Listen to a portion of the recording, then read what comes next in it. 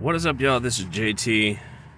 This is an inner tie rod on a 95 Mitsubishi Eclipse GST. So it's a front wheel drive, not an all wheel drive. And they told me my outer ones when I got it inspected were bad. And they are. This one's not as bad as the other one was. But if you can freely move them this easily, that means they're getting loose in their little hip socket type of joint. It's basically called a ball joint. And if I wiggle this in and out, I don't know if it's gonna pick up on the camera, but you'll hear like a knocking, like a little clicking knocking sound. And that means the sucker's bad. The other side, I pulled the outer tie rod off, which was actually worse, and the inner one was tight. Like I was moving it this way and it would stay. Like you move it up, see if you move it up, it would stay, not this one. And partially this is due because the boot, which is broken, and the rest of it is inside, still stuck in there, so that's gonna be fun to deal with. It's actually in a really tight spot too. Lovely, because this is the passenger side. As you can see, my calipers, they kind of got a little bit dirty, and these are new rotors. Pretty good wear on those. But yeah, that's one way to tell immediately. And I did the old count off,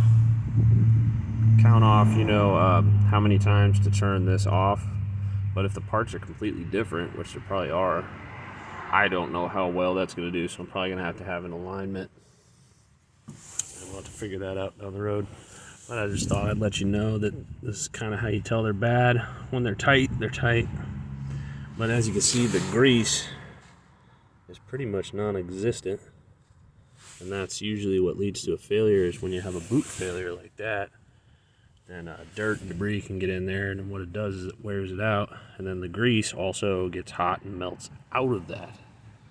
And that's usually the case on these.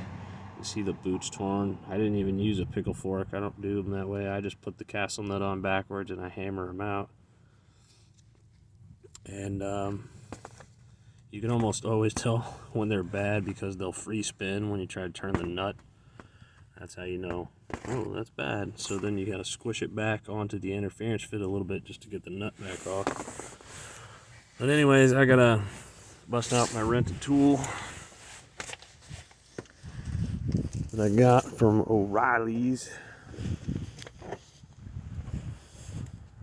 And